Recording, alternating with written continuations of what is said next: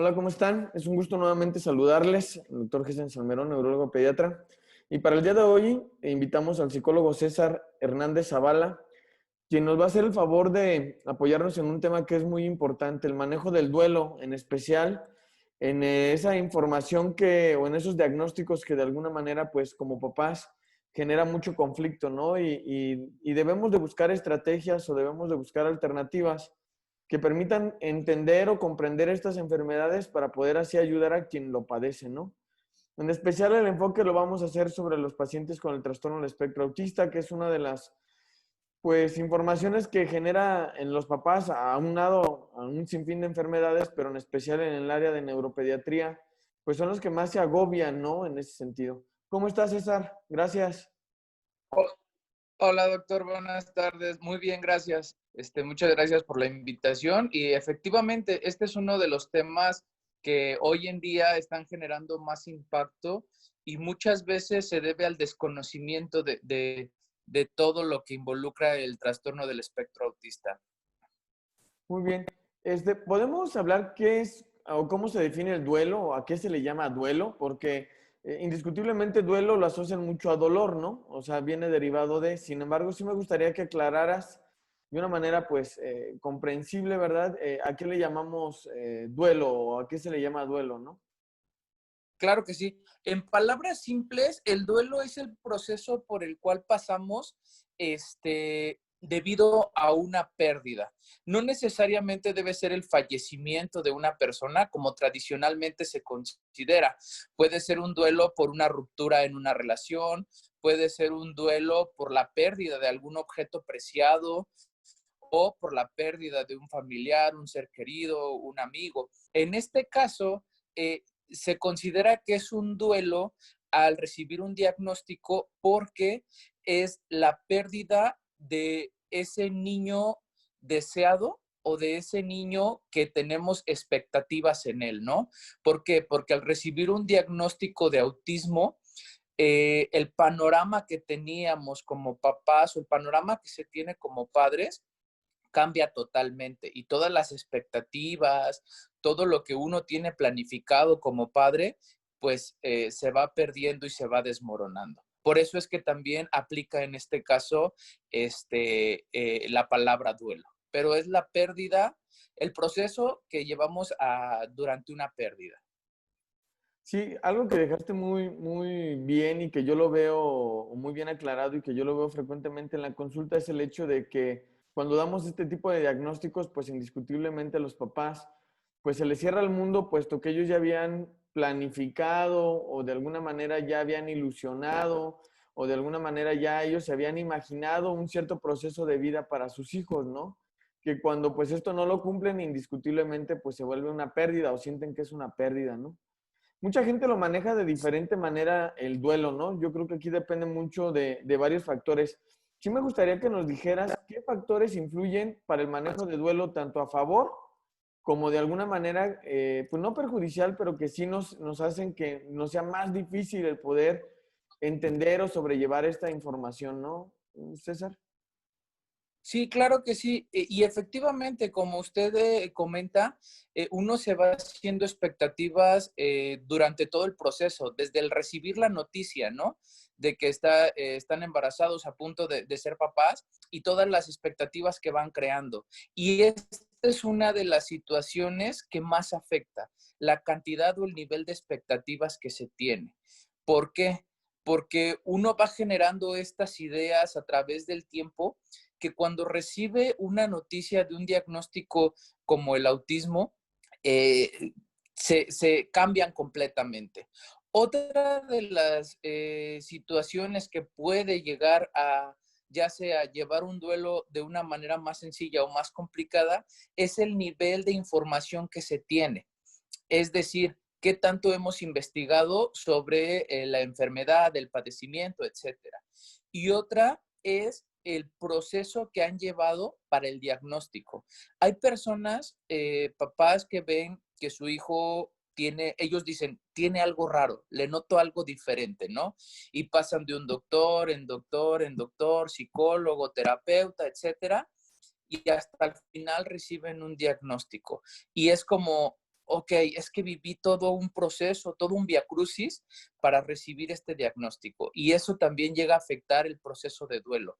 ¿Por qué? Si lo llevan de una manera más temprana, esta situación es un poco más fácil de que se vaya trabajando y se puede ir aceptando, a que de repente reciben un diagnóstico. Es que tiene déficit de atención. No, es que tiene solamente es un retraso en el desarrollo. Es que vamos a hacerle pruebas para esto y empiezan a generarse ideas de qué puede tener. Entonces, en este sentido, eso es algo que lo complica. También otro de los factores, y esto ya más a nivel familiar, es la unión que existe entre padres o familiares, el apoyo y la recepción que tienen hacia un posible diagnóstico. ¿Por qué? Porque todavía hoy en día nos encontramos donde algún familiar, algún integrante de la familia rechaza este tipo de diagnósticos y es, no, mi hijo no tiene nada. Simple y sencillamente, lo único que es que no le echa ganas a hacer las cosas, o es que es un poco distraído, o es que es tímido y no quiere hablar, ¿no? Esto también afecta a que se lleve un proceso de duelo. El que no acepten todavía que puede llegar a estar algo diferente o mal con sus hijos. Hay otras cuestiones, como por ejemplo, la parte económica o la parte cultural, pero van también de la mano con esta cuestión de información y esta parte de aceptación. Esas serían como las principales que llegamos a encontrar y que llegamos a ver para la aceptación del duelo. Fíjate que yo allí, si tú me lo permites, aunque yo no soy el experto, yo agregaría un punto muy importante que no solamente es la familia nuclear, papá, mamá y hermanos, que a veces pueden tener rechazo a la información, sino también la familia extensa, ¿no? Los abuelos que llegan a influir a veces demasiado en la toma de decisiones con respecto a los nietos, ¿no? En ese sentido, o que se sienten con un poder moral con respecto a la crianza de los nietos, ¿no? Y eso también, esa negativa hacia esta información pues hace que los papás se sientan más conflictuados, ¿no? Porque tienen este compromiso moral o tienen este compromiso sentimental o incluso compromiso económico, ¿no? Porque tal vez el abuelito ayuda económicamente al sustento de esa familia y de alguna manera pues eso también lo limita. Pero también yo agregaría otro duelo que también es muy importante o que influye mucho en este contexto sería el aspecto social. Creo que muchas de las veces tenemos todo bien, lo familiar bien, lo económico bien, o no bien, pero por lo menos consciente de, y el miedo al rechazo de la sociedad, ¿no? En especial los niños con trastorno del espectro autista o algunas otras condiciones, pues, malformaciones, etcétera, en donde indiscutiblemente nosotros anteponemos nuestros prejuicios, quiero yo decirlo de esta manera, o subestimamos ciertas condiciones y estas hacen que nos sea más difícil el poder enfrentar o afrontar este tipo de información. ¿Cómo ves tú esto, César? ¿Cómo lo analizas? Sí, efectivamente, bueno, no solamente la familia nuclear, sino como usted lo comenta, la familia extensa, esta parte de decir abuelos, tíos, ¿qué van a decir? ¿Qué van a pensar? O es que imaginemos cuando vamos a las reuniones familiares. Hay muchos casos donde, por ejemplo, es que ya tuve un problema con mi familia porque me dicen, es que ¿cómo permites que te hagan estos berrinches, no? Yo ya lo hubiera regañado, yo ya le hubiera dado una nalgada, etcétera. Y ahí justamente encontramos estas situaciones con la familia extensa. Efectivamente, también cuando los abuelos participan de una manera económica en el sustento de la familia, pues sí también llega a haber esas complicaciones donde, y ahora, ¿cómo lo vamos a manejar? ¿Qué tenemos que hacer? Y efectivamente, la parte cultural o social también es otra cuestión. ¿Qué van a pensar de mí? Empiezan los papás a generarse muchas preguntas y muchas ideas en la cabeza de qué van a pensar de mí, ahora qué vamos a hacer, vamos a poder hacer lo mismo que antes, no lo vamos a poder hacer, cómo va a cambiar nuestra vida, nuestros amigos, todo el círculo donde nos movemos, ¿no? La escuela, el trabajo, etcétera, cómo va a ir cambiando todo esto. Pero efectivamente, esta parte es una de las cuestiones muy particulares del México donde vivimos, ¿no? Que no acepta muchas de las condiciones que a veces presentan los niños hoy en día con respecto a los trastornos del neurodesarrollo, ¿no? Y esta parte es algo que creo se debe cambiar y es necesario hacer conciencia sobre esto. Sí, indiscutiblemente creo que es importante el respeto, ¿no? Ya nos dijiste más o menos todos aquellos factores que influyen en la cuestión de la aceptación al duelo, porque yo creo que es esa parte, ¿no? El aceptar que yo tengo una necesidad o yo tengo, o mi hijo tiene alguna dificultad y que de alguna manera la tenemos que enfrentar. ¿De qué manera consideras tú que se debe de tomar esta información y qué recursos podemos optar de manera inicial para poder comenzar en este proceso que nos permita pues salir lo más pronto posible, entenderlo, comprenderlo y pues por supuesto apoyar a quien lo necesite y de alguna manera pues hacer ese equipo que permita pues mejorar la calidad de vida de quien está pasando el duelo, ya sea que sea el mismo paciente, porque también el mismo paciente lo llega a resentir, como sus cuidadores, ¿no? Claro que sí, de hecho es algo que abarca a toda la familia, ¿no? Esta parte del proceso de duelo. Y lo principal, una vez que recibimos un diagnóstico, vamos a tener un choque, sí o sí. ¿Por qué? Porque es un cambio de nuestra realidad. En ese sentido, es ahora determinante que empecemos a ver qué camino vamos a tomar. Y eso lo vamos a hacer informándonos obviamente con la ayuda y la orientación de la persona que nos apoyó en el diagnóstico, llámese médico, psicólogo, el especialista en turno, ¿no? Él va a ser el primero que va a orientarnos en este sentido. Si en este caso él no nos ha orientado, es necesario preguntarle. Estamos en todo nuestro derecho para preguntarle. Es el primer paso. Informarnos es algo clave. Empezar a informarnos sobre qué es, qué conlleva, qué puede pasar y entender que efectivamente es algo y es una condición que va a ser de por vida, ¿no? En el caso del autismo. En esta cuestión va a ser algo de por vida, pero también entender que va a haber cosas que pueden cambiar o no. Porque muchas veces recibimos un diagnóstico de este tipo y nos cerramos en una burbuja y pobrecito, no puede hacer nada, es que ahora vamos a cuidarlo, no lo vamos a dejar que haga esto, que haga esto otro. No, al contrario, es ir viendo qué es lo que implica este trastorno. Y bueno, las primeras herramientas que se deben de tomar en este caso, pues es la atención médica, la atención psicológica. Si hay alguna cuestión de aprendizaje o de lenguaje o conductual, bueno, tomar este apoyo con los especialistas, los psicólogos educativos, psicopedagogos o psicólogo conductual, terapeuta del lenguaje, también de motricidad son los apoyos a los que podemos recurrir. Y otro punto muy importante, tenemos un diagnóstico de nuestro hijo, pero esto también, como hemos mencionado, impacta a la familia y es necesario que la familia lleve una orientación, porque de repente he visto muchos casos donde el chico está en tratamiento con todos los especialistas, pero la familia se angustia. ¿Y yo qué hago en casa? Y ahora, ¿yo qué tengo que hacer? ¿A mí quién me va a ayudar?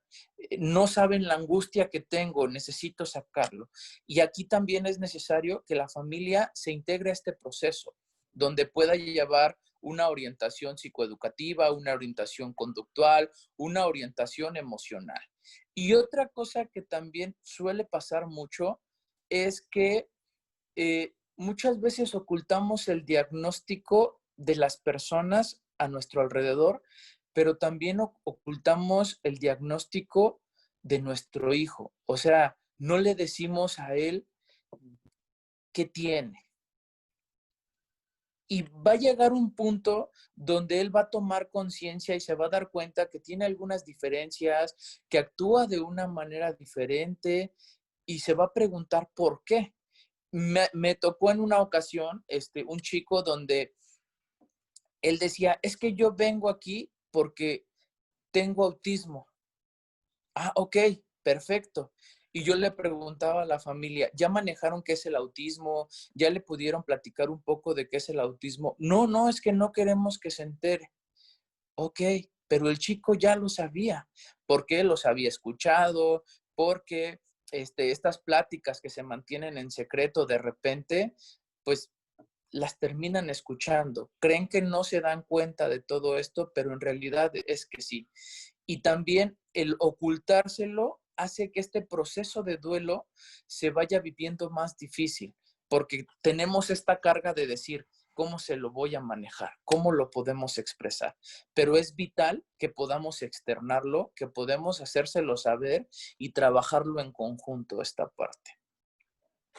¿Cuándo podemos considerar, César, que yo ya requiero de una atención especializada? O sea, ¿en qué momento yo me puedo dar cuenta o en qué momento puedo yo tener cierta información que me permita a mí decir, híjole, creo que ya me está costando trabajo manejarlo? Indiscutiblemente necesito yo algún apoyo, ¿no? Independientemente, ¿no? En este caso, pues es más que nada psicológico, ¿no? Porque, pues bueno, es el manejo Claro. conductual y emocional.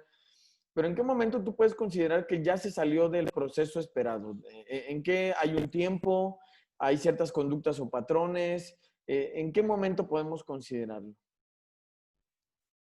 El momento, no hay un tiempo específico, ¿sí? Cada persona vive un proceso de duelo muy particular, ¿sí? Pero podemos como tener así de un signo de alerta, un foquito que por ahí nos dice cuando estemos teniendo problemas en alguna de nuestras áreas, en el área familiar, en el área laboral, en el área personal, llámese física, o en el área social.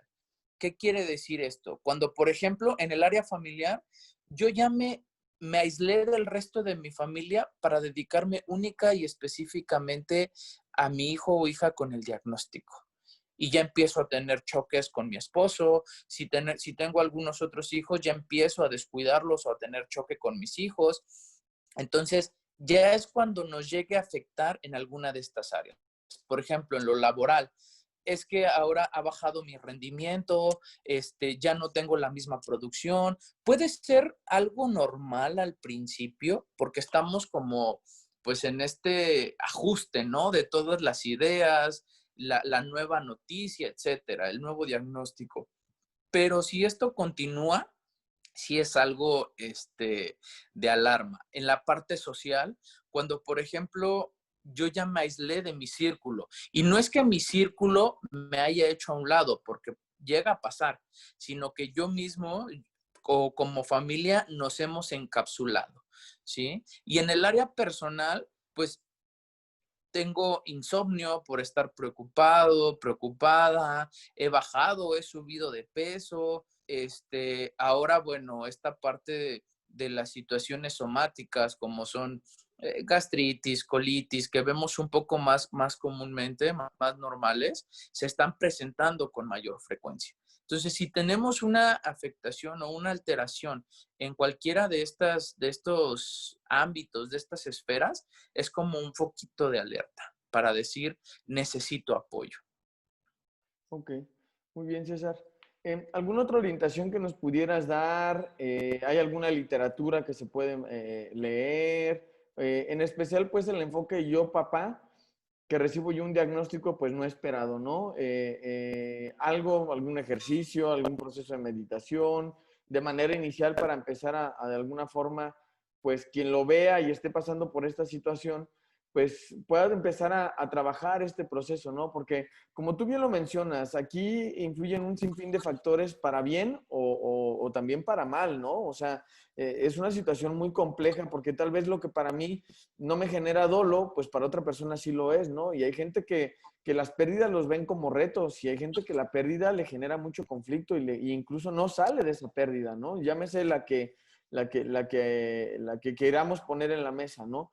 Pero sí valdría la pena que si nos dieras algún tip o algunos tips que nos permitan de alguna forma el poder trabajar inicialmente, ¿no? Y ya si nosotros estamos identificando que ya estamos afectando nuestra calidad de vida o nuestro bienestar por este manejo de información, pues empezar a buscar apoyo profesional, ¿no? Claro, sí, como mencioné hace un momento, la principal herramienta que vamos a tener es la información. Si recibimos este diagnóstico, vamos a preguntar al profesional que tengamos enfrente, ¿qué puedo hacer? ¿Cómo puedo iniciar este camino? ¿Sí? Después, algo que es muy importante es esta parte de la red de apoyo, ¿sí? Muchas veces algo que nos ayuda bastante es conocer a otras familias con un diagnóstico parecido, un diagnóstico igual. Esto es algo muy importante. Recibo este diagnóstico, yo conozco a alguien o me dijeron que fulanita, fulanito, como comúnmente se dice, entonces me acerco y no tengo que tener miedo en este acercamiento. Normalmente hay mucha empatía cuando se conoce sobre el diagnóstico, ¿no? O se vive el diagnóstico día a día. Entonces, tejer esta red de apoyo es importante. Tercer punto que nos podría ayudar en este caso es entender que es algo difícil, sí, pero que no es imposible. Y esta cuestión a lo mejor nos va a llevar un poco más de tiempo, pero lo van a ir viendo con el trabajo, lo van a ir viendo con todo este esfuerzo que van imprimiendo. Y bueno, también otra cosa que es muy, muy importante es la perseverancia, la paciencia, porque muchas veces recibimos un diagnóstico y no queremos creer o lo negamos. Y me voy con otro médico y me voy con otro psicólogo y háganle otras pruebas y no, el mismo resultado y no, no puede ser, vamos a otros lados, etcétera. En este sentido, el ir migrando de especialista en especialista muchas veces hace que sea más complejo. Entonces, bueno, es muy importante que sigamos el trabajo adecuado y que podamos irlo haciendo día a día. Por eso que esta parte de paciencia es muy importante. Hay un libro muy bueno que se llama Mi primer encuentro con el autismo. Este lo pueden encontrar en digital o en físico. Y esta parte es un libro donde una familia narra la historia desde el momento en que nació su hijo y cómo fue el proceso de, tiene algo raro, es diferente a esta parte del diagnóstico. Nos habla, por ejemplo, sobre esta migración con varios especialistas y también nos habla de cómo se fue integrando la familia, ¿no? O sea, cómo se lo expliqué a su hermanito, cómo se lo fui explicando a la familia en general. Entonces, este es un muy buen libro. Como les comento, es una vivencia de una familia, no es algo médico o algo complejo de entender. Y podría ser un muy buen primer acercamiento. Después de esto, bueno, hay mucho material sobre los trastornos del neurodesarrollo que pueden tomar como base, como guía. Eso sí, hay que tratar de evitar pues toda esta información que viene en redes sociales o que no tiene sustento médico, que no tiene un sustento científico. Sí, fíjate que algo que es muy importante y debemos de alguna manera ser conscientes es que hay mucha también mala información. Y creo que la mala información siempre tiene un toque sentimental que hace que las personas que lo lean, pues indiscutiblemente lo tomen de diferente contexto, con diferente objetivo, ¿no? Yo en lo particular, como en el área en la que yo me desenvuelvo, que es un área médica, donde tenemos que hablar del área científica, pues la verdad es que yo a mis pacientes siempre les digo que cuando tengan alguna duda, pues que con toda confianza se pueden comunicar con tu servidor para poderles aclarar, ¿no? Todo este tipo de dudas. Hablando del trastorno del espectro autista, pues bueno, ya tú lo sabes, tu servidor acaba de publicar el libro Hablemos del Autismo, en donde este libro pues indiscutiblemente habla sobre las características sobre este trastorno, desde las etapas del neurodesarrollo, qué es el trastorno, etcétera, y pues busca o se generó a partir de esta necesidad que tú bien acabas de mencionar, en donde es brindar una información científica que le permita a los papás pues tomar las mejores decisiones y ayudarles a que en este proceso de duelo pues sea lo menos dificultad o que tenga las menores dificultades, perdón, y que esto les permita pues la mejor toma de decisiones. César, ¿algo más Sí, que nos quieras exactamente. agregar?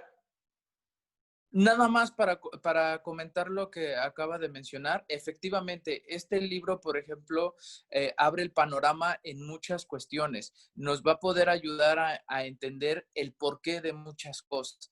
Y eso es algo fundamental, porque efectivamente todavía existe esta carencia de información que hace que no se tomen a veces las mejores decisiones, ¿no? Y que a lo mejor esto hace que se vaya por un camino un poco más largo, un poco más difícil, eh, que si a lo mejor tuviéramos la información adecuada. Entonces, pues agradecemos mucho esa aportación, doctor, y efectivamente lo mejor es preguntar al especialista. Sí, y hacer equipo multidisciplinario, ¿no? César, César está en la Clínica Integral del Neurodesarrollo y la verdad es que la finalidad de que César esté incluido dentro de este grupo multidisciplinario es eso, el tratar de brindarles pues todo el apoyo que permita tomar de mejor manera la información y por supuesto sacarle provecho a todo, no, no porque tengamos este tipo de diagnósticos vamos a bajar la guardia y vamos a dejar que los procesos se vayan conflictuando más, ¿no? Como una bola de nieve. Al contrario, hay que limitarlo y sacar el mayor potencial, porque en nuestro caso, pues son los niños, pues tienen mucho futuro en muchos aspectos, ¿no? Que claro, cada uno tendrá diferentes necesidades, que buscamos el que estas necesidades pues se puedan de alguna manera complementar y estructurar para que les permita que el día de mañana pues tengan una mejor calidad de vida. ¿Algo más que gustes agregar, César? Pues nada más que estamos para apoyar y para servir. Cualquier duda, cualquier comentario, nos lo pueden hacer llegar y con gusto estaremos para apoyarles. Muchísimas gracias, César. Estamos en la Clínica Integral del Neurodesarrollo, aquí en Irapuato, Guanajuato, en Paseo de las Fresas número 74. Y el teléfono para citas con el psicólogo César Hernández es 462-332-0436. Muchísimas gracias y cualquier otra duda que tengan, pues con gusto la pueden poner en nuestras redes sociales. ¿Tienes alguna red social, César, que nos quieras compartir? Pues de momento ahorita solamente mi Facebook personal, César Hernández, y también una página por ahí que apenas va iniciando, que es justamente el apoyo a los papás, que es ser padre y madre saludablemente, Ah, ¿sí? Que este va excelente. enfocado totalmente a este apoyo a los papás. Qué bueno, qué padre. Pues qué bueno, a mí me da un gusto y un orgullo tener gente tan comprometida dentro de la Clínica Integral de Neurodesarrollo y pues los resultados se ven a flote, entonces eso es lo más importante. Muchísimas gracias, César, un placer y bueno, esperemos va a haber más pláticas más adelante y esperamos que esta pues les sea de mucha utilidad. Muchas gracias, César. Al contrario, doctor, muchas gracias. Bye.